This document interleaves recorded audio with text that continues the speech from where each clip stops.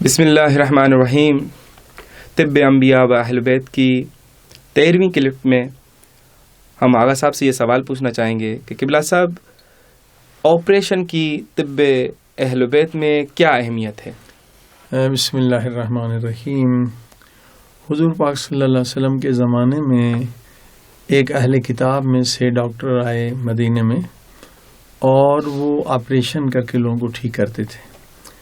جب نبی پاک صلی اللہ علیہ وسلم کو پتہ چلا کہ ایک اہل کتاب میں سے ڈاکٹر آیا ہے اور وہ آپریشن کرتا ہے، تو نبی پاک بہت ناراض ہوئے۔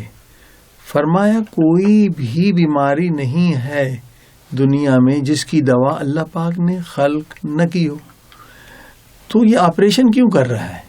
مثلا آج آپریشن کے ذریعے سے ایک فیشن ہو چکا ہے، پتے میں پتھری ہے تو آپریشن کر کے نکال دو، جب کہ دوائی موجود ہے کہ یہ پتے کی پتھری الحمدللہ ہم دیتے ہیں، نکل جاتی ہے، چند دنوں میں نکل جاتی ہے۔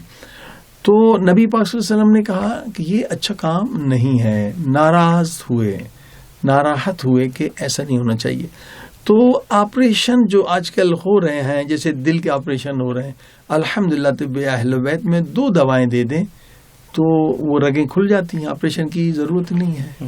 مثلا بعض کو نندا دیتے ہیں اور اجوا کھجور کا پاؤڈر دیتے ہیں، اور مشہور بڑے بڑے لوگ شفا پا چکے ہیں، کئی ٹی وی پر آ چکا ہے۔ تو آپریشن حقیقت میں کیا ہے کہ ایک بزنس ہے۔ جب آپ آپریشن پہ چلے جائیں گے تو زندگی بھر آپ ان کے گاہک ہوں گے، ان کی دوائیں کھاتے رہیں گے۔ تو ایک مقصد یہ، اور خود ہمارے جو اچھے دوست ڈاکٹر ہیں امریکہ میں بڑے بڑے، انہوں نے بھی آپریشن سے خود منع کیا کہ آپ 60% جو ہارٹ کے خصوصاً آپریشن ہوتے ہیں، اگر وہ آپریشن نہ کرائیں تو زیادہ زندہ رہیں گے۔ مگر بزنس ہے اور ہم بھی اسی بزنس میں ہیں، لہٰذا ہم مریض کو بتاتے نہیں ہیں۔ مثلا وہ رگ جو دل کی ہے وہ بہت پاورفل ہے، بجائے کہ وہ ٹانگ سے جو نکالتے ہیں اس کے برابر وہ نہیں ہے۔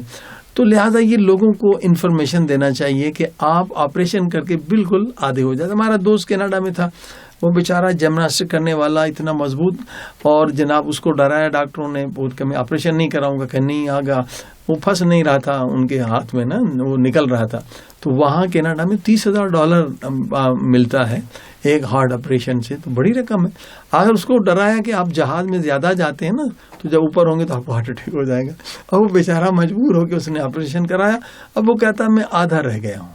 آپریشن کے بعد انسان کی وہ طاقت نہیں رہتی ہے جو اللہ نے دی ہے۔ تو لہٰذا یہ لوگوں کو آگاہ کیا جائے کہ یہ ایک بزنس ہے۔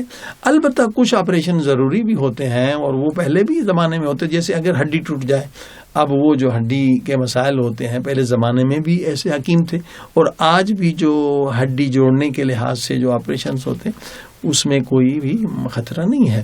لیکن ابھی جو ہارٹ کا آپریشن ہو رہا ہے، جبکہ بغیر آپریشن کے رگیں آپ کی کھل سکتی ہیں، یہ کڈنی کا آپریشن ہو رہا ہے جبکہ کڈنی کی پتھریاں اس سے بغیر نکل سکتی ہیں، ان آپریشنز کا بہت زیادہ نقصانات ہیں، بہت زیادہ نقصانات۔